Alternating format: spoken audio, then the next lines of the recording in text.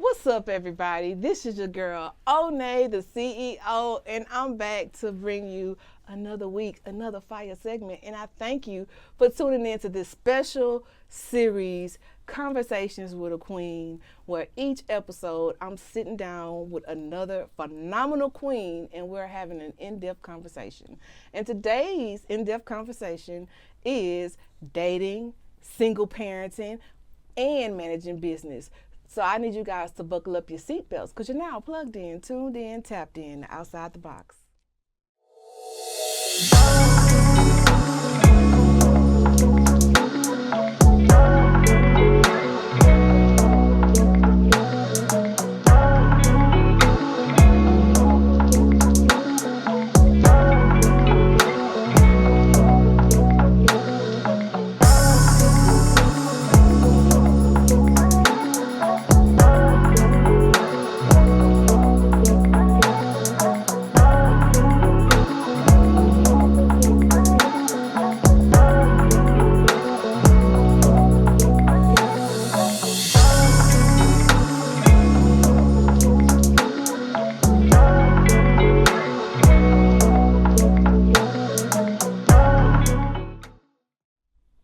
Now, the guest that I have with me this evening, she is not only a businesswoman and an entrepreneur, but she's also my friend. So I could not have a series like this without inviting her to sit on the couch with me. She's a businesswoman, she's an entrepreneur, she's a mother, and she's a friend. So without further ado, give it up to Miss Quita. Yay! Yay! Yes, friend. Thank you for having me. I appreciate it. Man, I appreciate you for coming and sitting on my couch. Welcome. Yes. Cause I'm like, okay, this ain't gonna be no interview. We finna talk, girl. We not got finna some gossip, good stuff but to we finna about. talk. That's right. Yes, we are. So before I get started, for those that may know you, may not know you, there's so many layers to you. Can you tell our listeners and our viewers who you are and what all you do? Well, I'm Quita, as you stated, and I am the owner of Frozen Pleasures. I also have a bartending service, Beautiful Bartenders. I work in the medical field. I'm a mother and just all around good person. Yes, you are. And anybody that know you, they 10 toes down. They listen, your name is good out here in the streets. Plus, I got to shout out Shimo City where the girls are pretty. That's right.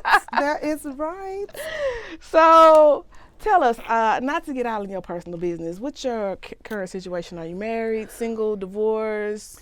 I'm single, and friend, I'm not looking. Okay. I don't think so. I'm just gonna let him find me, like God say, he who finds a good woman finds a good thing. Yeah. So I'm not looking, and the right one is gonna come for me, and we gonna leave it at that. No, that's cool, because a lot of times when you focus on your career goals, sometimes relationships can be distractions, and they can set you back, and it seems like it's when you really on your plateau that someone kind of comes into your life, and at that moment you might think you have a moment of, oh, now I feel complete, but then that one person that you think completes you come and completely distracts everything That's else. Right. And you know what? I learned that lesson because when you're dating someone, it just seems like women, we are always like into that person, and we lose ourselves. You know, we stop hanging with our friends. We just want to be with our boyfriend or whatever all the time, but that's how you lose yourself. You know, you still got to continue to work. You got to still continue to cross off your goals, hang with your friends, and have your own identity. Cool. That is true what you say, because that is actually a form of isolation. And sometimes when people get into relationships like that, and it's cool, like in the beginning and the butterflies and all of that, but when you get to the point where you have too much enmeshment, where everything you do, this is your homeboy, this is your lover, this your business partner, this your, and that's cool. You want all of those things, but you also need to have a level of autonomy where you still can be your own authentic self. That's right. And so a lot of times when you do that whole fast forward in that microwave relationship where you become immediately enmeshed. When you decide to do something that does not include that partner, you inadvertently kind of feel guilty or feel like you're doing something wrong when it's really something for your benefit. But now you're worrying about how this person is going to feel. That's right. Because you're leaving them out or you're excluding them, and then you have to put more energy into trying to convince them that, hey, instead of being upset about what I got going on, how about you have something else going on? That's right. You know, and in the beginning of relationships, we be wanting somebody that's going to show up for us all the time until we realize that outside of what I have going on, what are you doing? That's right. Because I don't want the person that I'm with to lose themselves in me either, because then that becomes codependent, and that's an unhealthy attachment style. That's right. And so attachment is real. It's real. And when you lose yourself in someone and then you lose them again, you lose yourself. So it's very important to understand the importance of having autonomy and knowing when to come together, when to collaborate, and when to also have your own set of peers, friends. You are not supposed to cut those people off because now you have lost your support system. That's right. Somebody that you would normally be able to use as a rational sounding board is no longer there because you've completely isolated yourself to having that one friend. That's right. So it's very important to, even if you're dating, even if you're having a relationship, tonight isolate yourself. That's right. It's okay to include them in things, but don't start excluding yourself from things because of it. So that is something. So you are a mother. Tell me about that. Well, my son is 18, and this is his last year, so he'll be graduating. Thank you. God is good. And I love being a mother, and I love having a son. God knew exactly what I needed. I wanted a girl so bad, but God was like, I'm going to give you a son, you know? Yes. I'm going to give you a son, so I'm very proud of him, and I can't wait to see, you know, his life journey. And I just want to commend you. You have done an amazing job raising him you. And just teaching him certain moral codes. And, you know, just me being around and privy, I can also see some of the responses that he's sending you and some of the things that you are open to share with the world, like his texts and his reminders of how cool of a mom you are. And it reminds me of the relationship I have with my boys because they really are like my best friends too. You know what I'm saying? You said something about the open communication. I love that about my son because he does not have a problem communicating. If something is wrong, if he feels a certain way, he is going to let you know, and I admire that about him because it's really healthy, you know.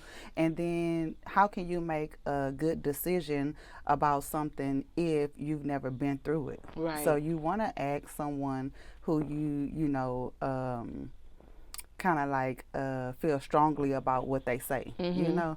So I and love not be that in about fear of the judgment from them. Yes, we definitely gonna talk more about that because there's some things there that I want to dig into as well. But my question to you, because you mentioned you have beautiful bartenders, you have frozen pleasures, you also work in the medical field. Shout out.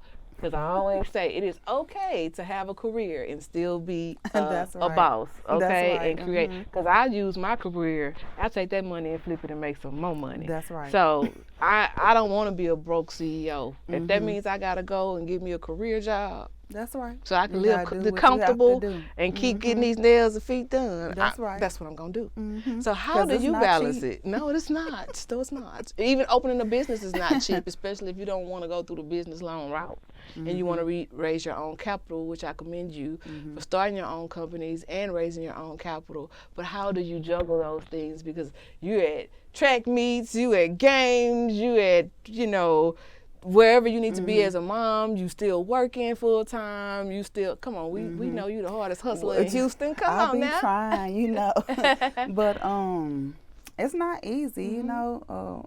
Your work is your bread and butter, you know, so we do that and anything else, you know, is on the side. So it's really prioritizing what's more important to you. Like my son, I have to be there for him because you can always get another job, but I can't get these moments back with my son, being there, supporting him and letting him see me in the crowd that I'm there, you know. So that's top priority for me. Yeah. As far as bartending, I will do that on the weekend. I sell my drinks. So it's kind of like, as it come, people order, and if you place an order, I'll make them for you. And sometimes I have some on the spot. It just depends. You kind of got to go with the flow, Right. I try not to overwhelm myself because you can't have too much on your plate, and then, you Yeah. get anxiety. And so I try not to overwhelm myself, and I just go with the flow. One of the things I do personally is I compartmentalize. You know what I'm saying? I try not to manage everything at the same time because I have 3 sons, and even though they're adults, they always your babies to a certain degree because they're gonna always need you, whether it's your guidance and advice, or maybe they might get in a pickle and you just have to pull up. Because one thing I don't want my kids to ever feel like is they don't have anyone. It's different if I'm not here, but if I'm here and I'm breathing, you got me. That's you know right. what I'm saying?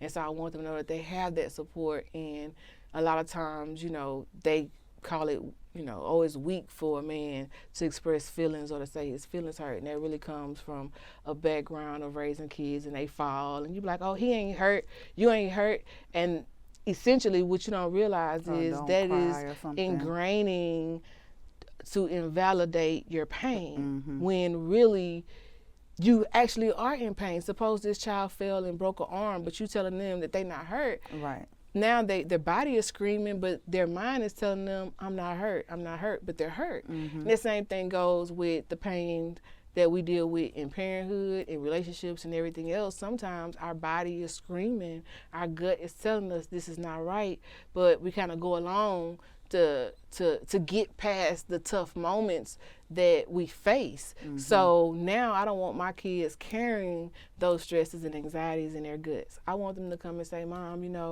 I'm faced with this and I don't know what to do about it. And I might not have the answer either, but at least I know. And I always tell my kids, not that I'm finna co-sign for any trouble they get in.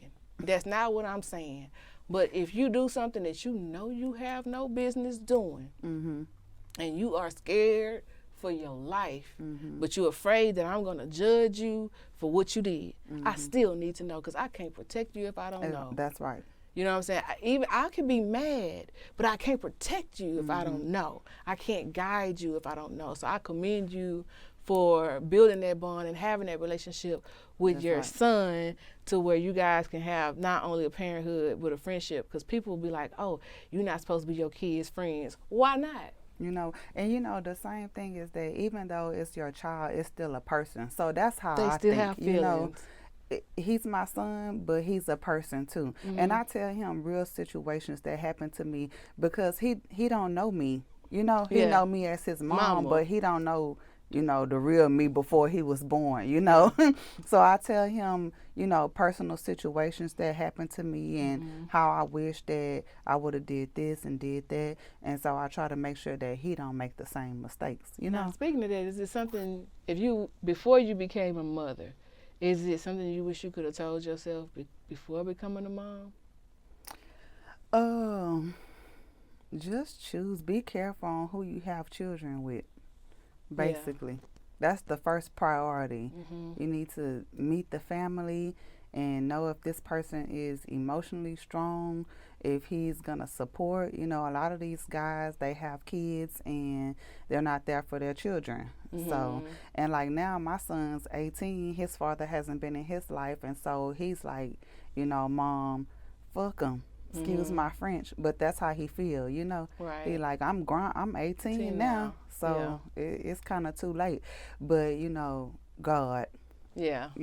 And I don't judge, and I try not to say anything, bad about his father to him, because I don't want him to hold any resentment towards me. And that's very because wise. As you grow, if you want to have a relationship with your dad, that's your business. I'm going to stay out of that and let men do men things. That's kind of where I am with my 2 oldest kids, that he wasn't really around in the, the formative years.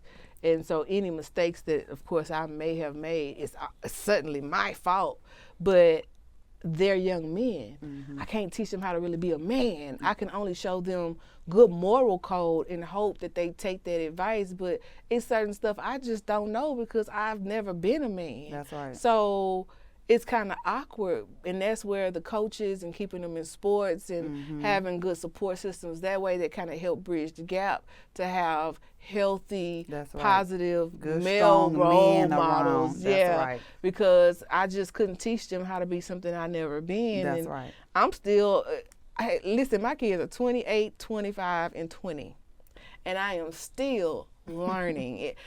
Being a parent, you never know everything. Right. And like you say, they become their own autonomous adults. So it doesn't matter what you think you instilled in them, it might not be right to them. And that has to be okay as well, because it's a lot of things that my parents instilled in me that I disagree with. That's right. And had I agreed with them, I wouldn't own a studio today. I wouldn't be a publisher today. That's right. I wouldn't have wrote plays, because they can only advise you from their perception of what they exposed. That's right. And so they were, you're not successful unless you have a good job. I believe I'm not successful until I create good jobs. That's right. It's different. It's employee-employer mindset. And it's nothing against them, but they've always believed in being able to provide and having that safety net. But as I've gotten older, I realized that working for someone else is not really a safety net. That's right. So you really have to take that opportunity while you're working for someone else, soak up all that knowledge that you're learning for making somebody else rich, and essentially be able to apply those things to your life so that you can outgrow working for someone else and eventually have someone working for you. That's right, because that's the goal. That is the goal, because I always tell people, I am my retirement plan. You look at all them people that had their money in Enron, and when Enron crashed, they lost all their money. I can't bet on somebody else like I can bet on me, other than God. That's right. You understand what I'm saying? But it's the God in me that keep me going. So, that's what that is. Now, what are some of the challenges you've had in being a single mom, and period? What are some of those challenges? Well, it's a lot of challenges. It's kind of like day for day. Yeah. Day for day, you never know what's going to come up. So I just say keep God first. If I don't know something, I just pray on it, meditate, and wait for him to speak to me and tell me what to do, And like you say, I try not to judge, and I can't worry about what the next parent is not doing. I just have to do what I have to do. Have you ever thought about having more children? No. You said that with a positive no. No. But you say not at this age, them days no, is not over at this with. big age. We passport stepping. We ain't got time to be looking for no babysitters. Not today. Now, we've talked about parenthood. Let's talk about this dating climate. Because even like when you have children, that really does change the dynamics of dating. Even when your kids are older, because now they really know what's going on. Right. So how has that been for you, being a single mom, raising a black son, in this particular dating climate? It's been hard, to be honest, friend, because I'm the type of woman, I don't bring dudes around my son. Even with him being 18, we've never had anyone live with us. It's just been us two. I do what I do, but I don't bring it to my home, One, because I'm not that type of woman, and I don't want him to attract that type of woman.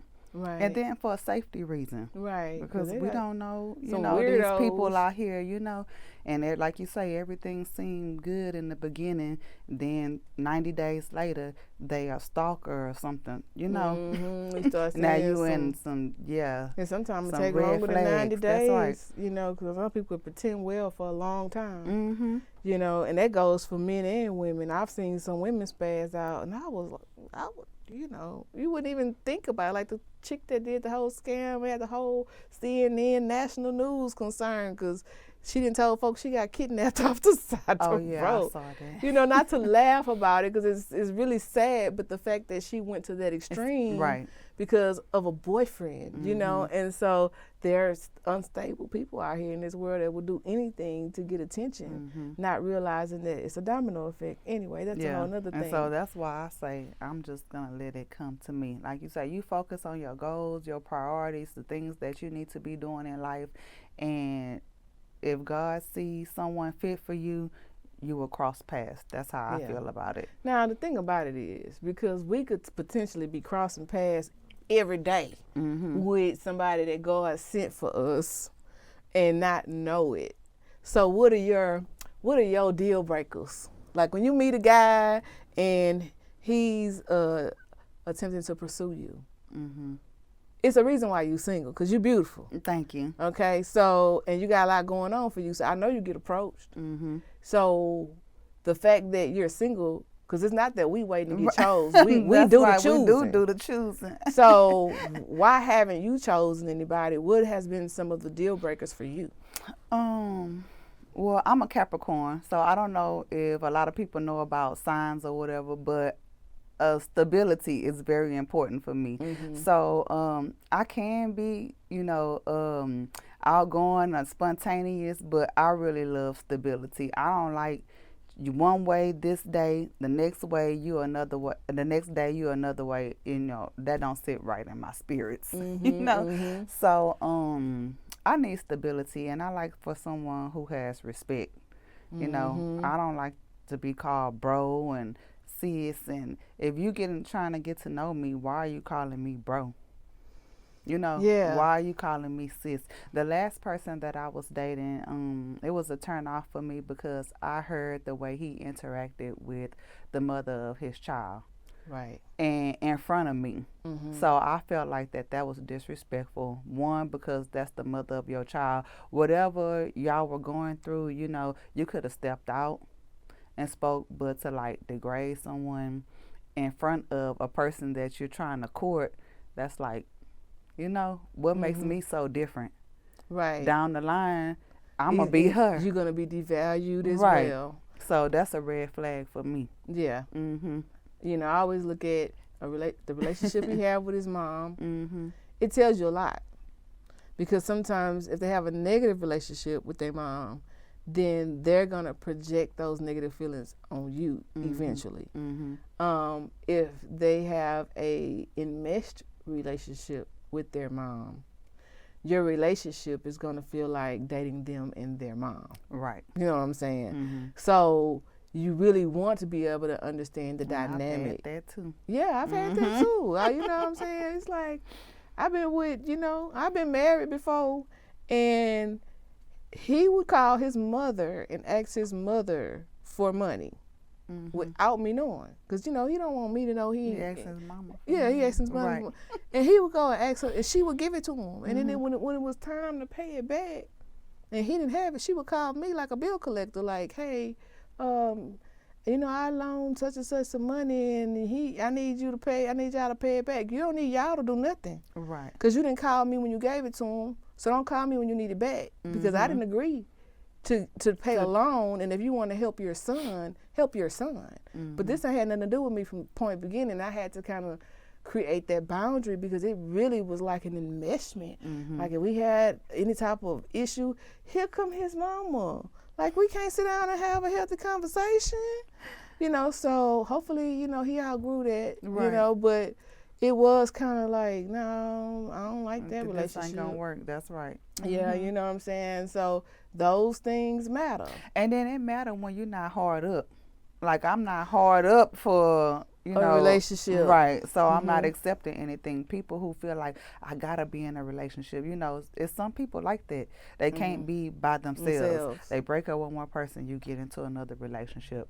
Like, I'm content with being by myself, because I have everything that I need. The quality of life is better when you can find contentment alone.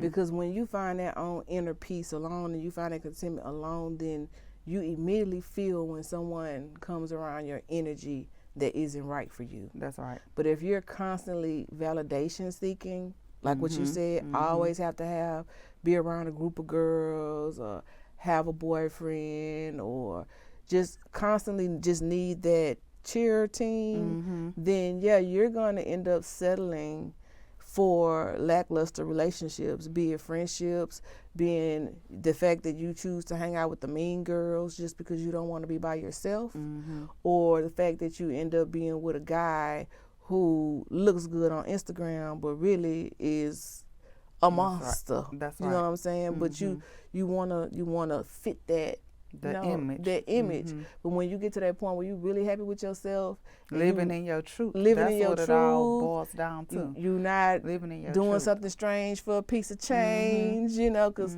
it's a lot of women stay in toxic situations because of the fact that men are providing or creating a type of provision for them that they feel or they've convinced themselves that they can't provide for themselves, which keeps them also isolated and in toxic situations. And for convenience. Yeah, so speaking of that, let's transition to imbalanced love, because I actually happen to be scrolling across one of your social media posts, and I saw you ask the question, do you think that relationships is always one person that loves the other person more? What you think about that? I think so. Yeah. My dad always told me, make sure he love you more than you love him. And I mean, it is what it is, But you know what? I've been told that too. It is what it is. And I also have learned that sometimes that can be toxic depending on if you're able to recognize what love really is. You understand what I'm saying? Because it could be a guy that you're really not that into, but because he show up as being so into you that you settle for someone. And that's one of the things right there. If you feel like you're not attracted to this person, or if you feel like you can't take this person home to your family, like, why even date them? It's kind of like you setting your own self up for failure. But that goes back to too. How do you know what you're attracted to?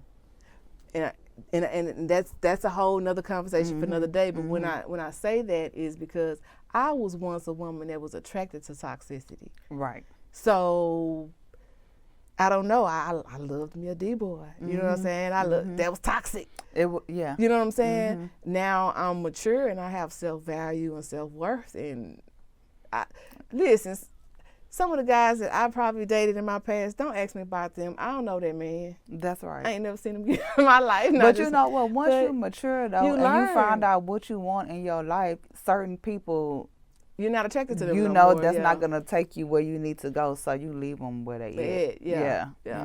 It just come with maturing. But also, what do you think about a person growing on you? Like, let's just say you're not really physically attracted to them initially, but they come into the picture and they quote unquote love you more than you love them, and you grow to love them. What happens then? You think you can still make that work? That's possible. Yeah, I could work with it. Okay, so because I think you have to grow to love anybody. That's true. So let's just say you work with that, and they cheat after you settled because you thought they loved you more. What do you do with that? Oh, child. I don't know. That situation will just have to present itself. Lord, we rebuke it. That's right. Because somebody don't need. Well, what would you do? Listen, I've been in that situation before, to be honest with you, and I didn't leave right away. I think that at the time I just didn't have the self-love that I needed to know that I deserved more, and I didn't want to be embarrassed. You know what I mean? It's like once you, especially if the world don't know, if it's just something you know, you kind of like, at that time, I'm going to be honest, I got along to get along, because in my mind, I didn't know how to deal with it. It was easier to kind of like, well, don't nobody else know about it but us. And he say he's sorry. Now, don't get me wrong. He went on to still do who he was. That's why we ain't together. But that's, I didn't leave right away when that happened because this person took a lot of time investing into making me believe that he was the perfect person. You know what? I don't think I would do that again because it kind of make you angry with yourself. Especially like you say, if you feel like you settled, like, bro, I really didn't even like you like that. And then for me to let my guard down and you mess over me and play in my face. Right. I feel like I took a L because I didn't even like you and I let you play with me. No. So let's talk about women, because we also talked about earlier in the show how, dating a man that have kids, and you had mentioned how, you were dating a man and you really didn't like the way he was talking to his baby mama, which I'm one of them too. Like, if you have kids, you need to have a good rapport with your baby mama, not be her best friend, but y'all need to be able to co-parent. And then that's really if the child is underage. Now, if y'all got grown kids, if you don't ever want to talk to her again in your life, that's you. Right. But when it comes to that baby, y'all need to have some type of healthy communication. Otherwise, that's a red flag to me. What did you do to the point where she feels like having that child around you is unsafe? I call. Yeah. If I feel like this is somebody I'm really into, he have children, and I'm going to be around, I don't have a problem calling. How you doing? My name is Quita. I just wanted to introduce myself and let you know, I'll be here helping with your son and stuff or whatever. He's safe and whatever the case may be. You know, it's about communication. And that's so important, because some baby daddies still be knocking their baby mamas down. They do. Now, if she can't communicate or maybe get like disrespectful, then I'm going to leave that right there, But I don't have no problem calling up. Now, I was in that situation where I think I'm triggered by that, like a man that don't have a relationship with his kids. Of course, I've been divorced since 2016, but in my marriage, he had a lot of kids. And so I have 3 sons. There's no way, and that they weren't his kids. So I'm not going to have you living in a household with me and my kids, and your kids don't come around. Right. So I tried to develop a rapport with the baby mamas that had sense, so that their kids could start coming around more often. And so I had got to the point where I was like calling, like, hey, can the baby come over this weekend? And and I wouldn't get them all at the same time, but I would try to get like 2 of them. Right. And so one day I had got the baby, and he came home and he took a shower and got all smelled good and everything like that. And I was cramping on the couch. I said, where you going? He was like, well, I'm finna go out with the fellas. I was like, but what about, the Your baby? kids, You're not going to be right. here? He was like, I didn't go get him. I learned that was your cue right there. That's that day, huh? If it wasn't do this for again. me going to get them and taking that initiative, they wouldn't have been there. And then when the baby's birthday came up, the baby mama didn't want me to go to the birthday party. And when I had something to say about it, she was like, well, you just a help. How disrespectful. That was. Because I was basically, what they call that, a glorified babysitter. You know what I'm saying?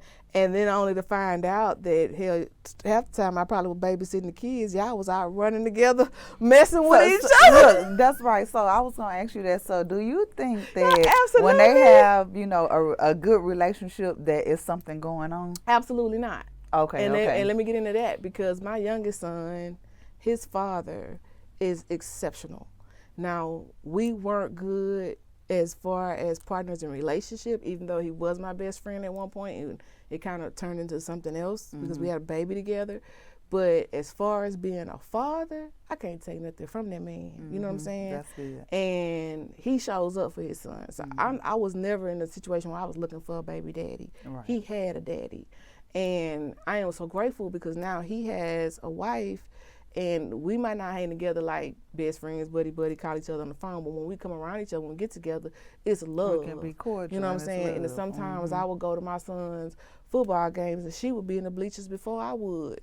And on days he couldn't even go to the game. So it was like a bonus mom in a sense. And that's good. And he and I, we got a good relationship as far as I'm concerned. Like, we ain't kicking it on the phone and stuff and doing that, but if it's something that comes up with our son, we communicate that. We don't have no baby mama, baby daddy issues at all. That's good. And we have a very healthy co-parenting relationship. Because it really do take a village. It really do. And so I just want to shout out to Janelle Manning for being a part of my village. That's my baby mama. That's right. That's listen, right. I love her. And I ain't ashamed to tell the world I love her. Shoot. That's my ex-husband wife, and I love her. That's my boo. Yeah, so she's good. She's a great mother to the children that she already have, and the fact that she was willing to bridge in the gap in times where I couldn't be there for my son. He never went without love, and I think that having a healthy co-parenting environment is the reason why my son graduated magna cum laude, top 11% of his class, because he didn't have no drama that he was dealing with his parents, or not feeling loved, or not feeling supported, or not feeling validated, or not being able to communicate. Because although his dad was kind of hard on him as far as like, man, don't be soft, you know, you can't be in his feelings, life ain't like that, he still had me to kind of like fill that void where if he is being emotional, he can come with me and I can kind of validate his emotions and his feelings. But when it came to that man shit, his daddy had their hands down. His dad taught him a lot of responsibility, you do have to hard work, determination. I ain't taking nothing away from Mr. Manning, okay? He did that, you know. But as far as my first two boys, we need more like them. We gonna pray. We gonna pray, you know. And we need more like them. And that's not talking bad on him, because I think that a lot of our black men don't have good examples on how to be good fathers, and they still healing from father wounds and mother wounds, and nobody went through the trenches with them. They just came up from the same way we did. You 18, you grown. Right. And a lot of parents feel like once their kids turn 18, they supposed to have all the answers. How am I supposed to know when you ain't teach me nothing? That's right. All you did was let me get old and then put me out on the street, and now I don't know what a 401k is. I don't know how to go get health insurance. I don't know how to open up a bank account. I don't know how to become my own entrepreneur if I want to. I don't even probably know how to go through a proper interview, because some of these parents are not actually parenting. They're just providing. That's right. You know, and I was at a point where I was a mother before I was a woman, because I got pregnant at 15, had my first son at 16. How am I supposed to know all the damn answers? Right. So, of course, I made some mistakes along the way. And, of course, when I had my youngest son, because there was such a big age gap, I was more equipped with more knowledge. So, of course, I feel like I may have done a better job. Right. But at the same token, I didn't have all the answers. And, unfortunately, a lot of our parents don't have all the answers. And then, too, you have these men that grow up with fathers that are whoremongers. Right. And their mothers stick around.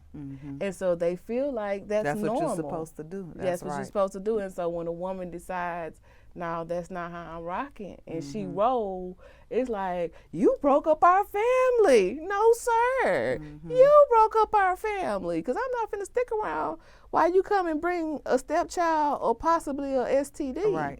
We're not doing that. So I kind of like had to kind of go through my season of singleness to find myself.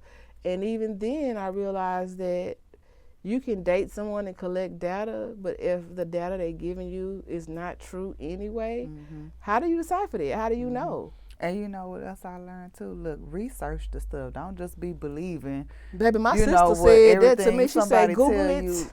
Yes, do your own research. It's going to let you know everything you need to know. No, yeah. Baby, we ain't walking around blind out here.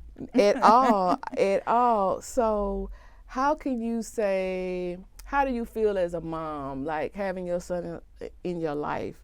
What do you think what are the positive aspects that you have gained as a person having your son? I feel like true love. They say when a woman have her first child as a son, you know, it's like God sent you a son because you needed true love. And I really believe that, because the boys, I just love them. Yeah. You know, they take care of their moms. Yeah, they always there. You know, they help with the bags, with the trash, just, you know. Yeah. And I just feel like women, like me and my mom, we bumped heads a lot. Maybe because we were both kind of the same or whatever, but we bumped heads a lot. And my dad understood me more, you know. So I'm a daddy's girl, and I feel like sons are for moms, you know. Yeah, that's cute. I love that. Sons, we need our sons. Yes. So he basically, having your son made you better and not bitter. Yep. And that's a beautiful thing, because people always like ask me, well, do you wish you wouldn't have had kids or waited? And I can't say that I do wish I didn't have well, I know I don't wish that. I'm glad I have them. But I can't even say that I wish I would have waited. I feel like everything kind of happened when God needed it to happen. Because when I had my first son, if it wasn't for me getting pregnant, the group of people that I was running with at that time, my life probably would have been completely off track. And having my son kind of gave me the motivation to finish school and to get educated. Because now it's like you living for somebody else. And you have a responsibility. Correct. So, and if you're a real woman and a real mother, you take that very seriously. And so that's what gave me the motivation to really become Onney the CEO. My children, you know, to show them that it is possible, it can be done. And I do encourage all of their ideas. If, you know, my youngest son, my mom want to start a new clothing line. Okay, well, where you want to start? Let's start looking at graphics. Let's start looking at, you know, how you want.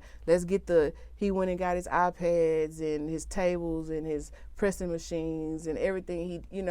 He really, and I encourage him, Mama, I want to go get my barber's license because I want to have an extra stream of income. That's right. I encourage that, even though he graduated top 11% of his class, and it would have made me happy to send him off to an Ivy League college.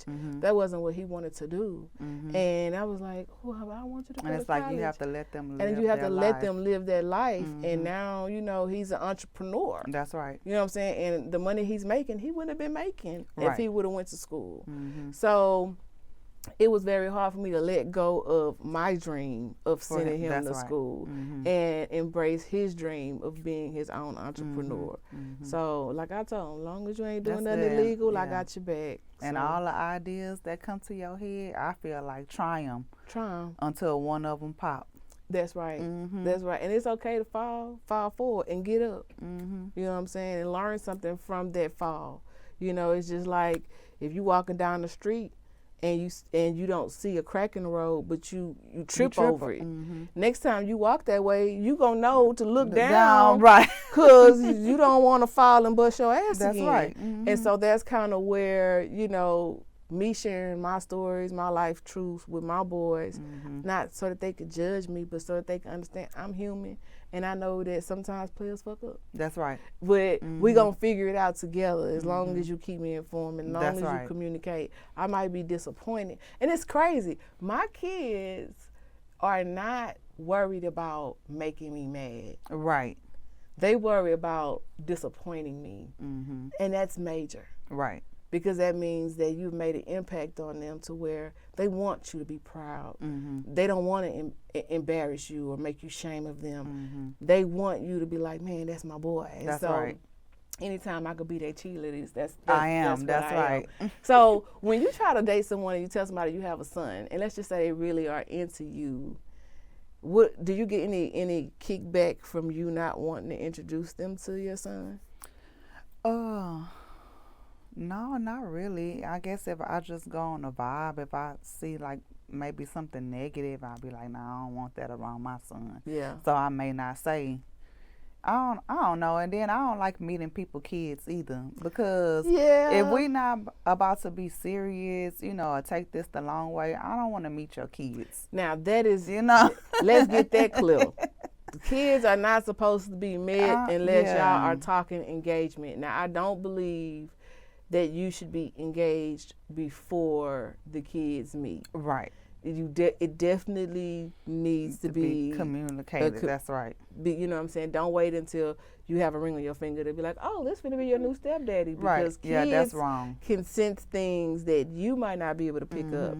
And it's so often, you know, we got boys, so God bless us with that. But I know that if I had a daughter in my home, I probably would have stayed single I probably would never remarried and stayed single until she moved out, simply because I have been a victim of, you know, child molestation. So it has always made me very paranoid about who I brought around my kids. That's right. You know, and even little boys. You know, people always talk about little girls getting messed with, but little boys get messed with even more sometimes because they really are stigmatized not to talk about it. That's right. You know, so I didn't bring people around my kids. And that's smart. Yeah. So tell me something else that you might have had on your mind that you want to put out there for the world to know. Let me see, girlfriend. Friendships. Now you just Okay. said girlfriend. Girlfriend. You done brought me up to this topic. Friendships. High maintenance friendships. Because in this journey of mine, I've lost so many what I thought were friendships because I'm busy all the time. So I can't make it to everything. And then some people will get very annoyed or irritated with me because I ain't called them or I ain't text them, and they're like, if they don't call you, don't call them.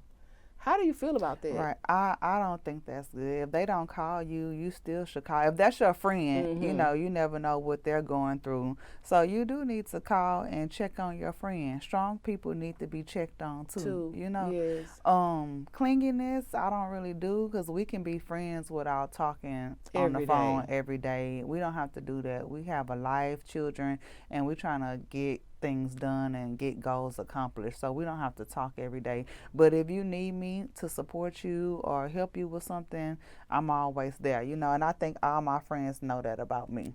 If you call me, I'm coming. And I love that about you. So, you know, hey, that's the best I can do. If you call me, I'm coming. And that's good to have, you know. Yes, because I always tell my friends, and I have friends, I don't use that word loosely, that I don't get to see all the time. Some of them live in different states and, you know, travel, because I have friends all around the world, baby. The earth is my turf, okay? Now, if you call me and say, hey, Onney, I want to see you, pull up on me on Sunday, I might not come. Right. Because you said, I want to see you. Which means that give me the option to be like, but if there's a sense of urgency and you say, Onney, I need you to be here on Sunday. Now, it better not be to go smoke no hookah. Right. And it's on the patio. If you say you need me, you better have a need, because that's going to be the last time you call wolf with me. That's right. But if there is a need and you are my friend, I really don't even ask why you need me until I get there, because me asking all the logistics before I pull up is taking too much time. Drop me your location, I'm on my way. You know what I'm saying? And I say that all the time about my son's stepmom. I'm like, I don't care, it could be 2 o'clock in the morning.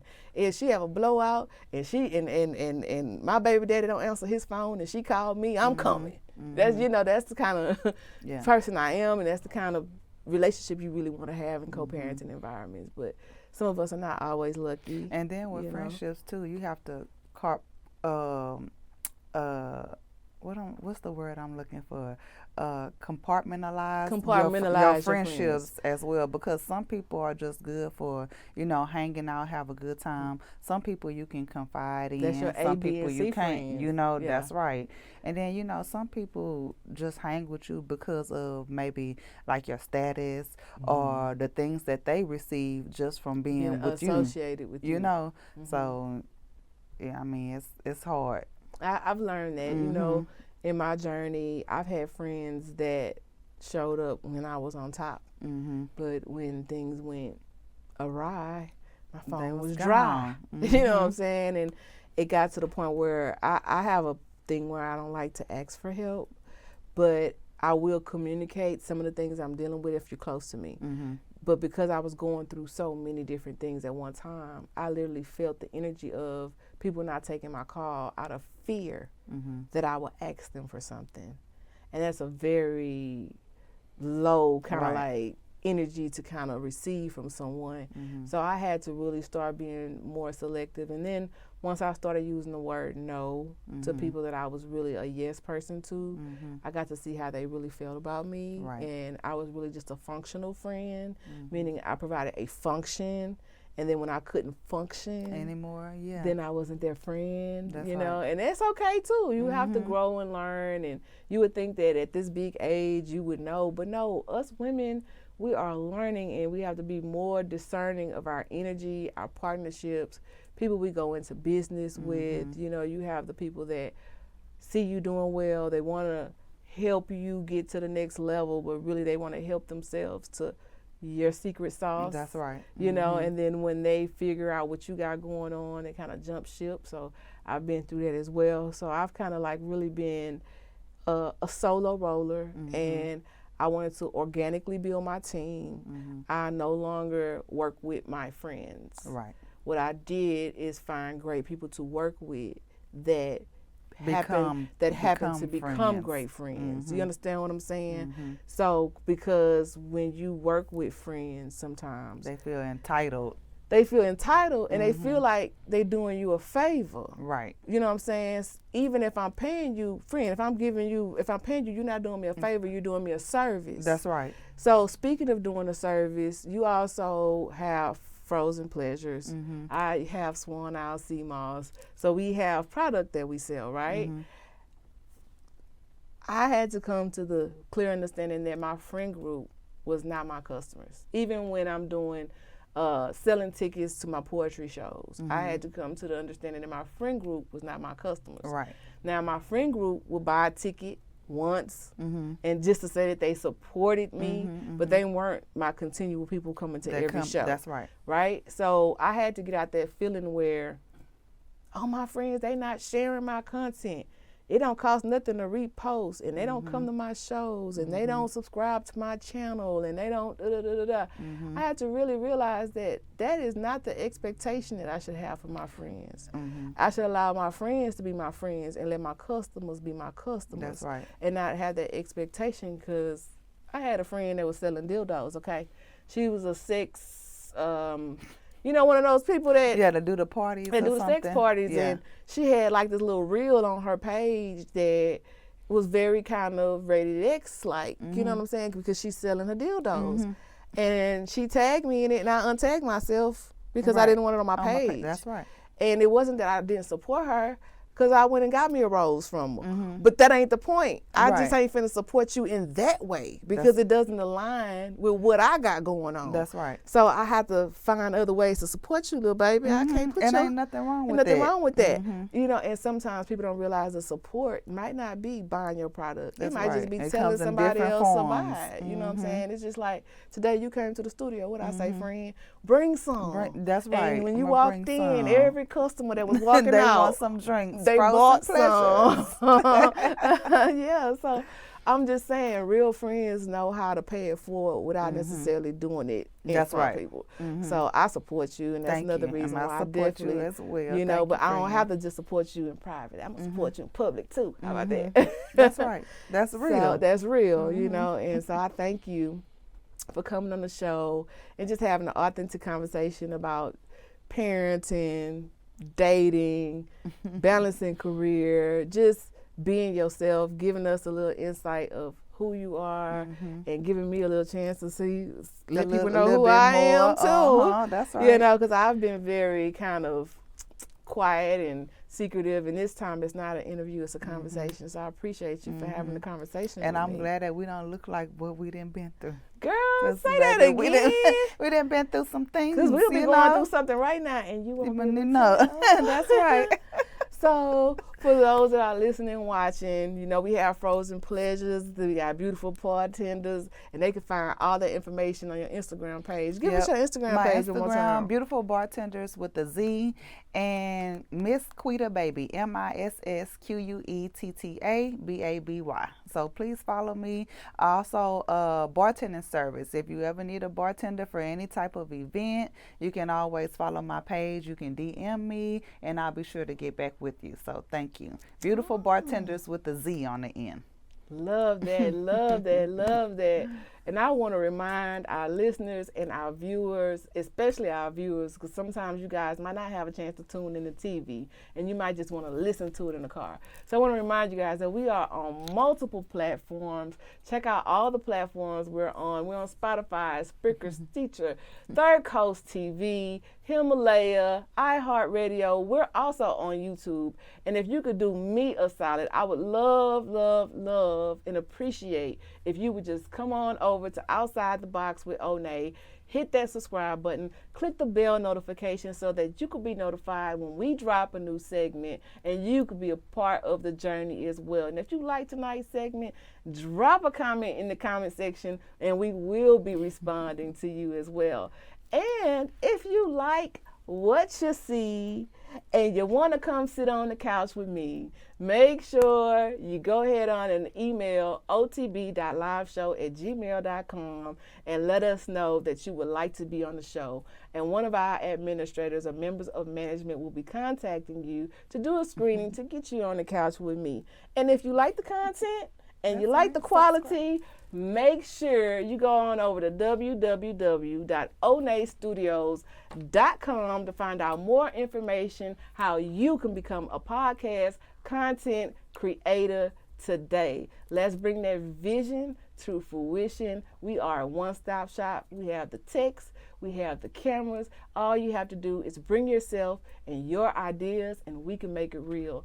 Letting me get all in your business. I super duper appreciate you. Thank you. I appreciate you too. Thank you. Girl. Thanks for having me. Thanks for coming. And I want you guys to be sure that you stay plugged in, tuned in to Outside the Box. We'll be here, same place, same time next week.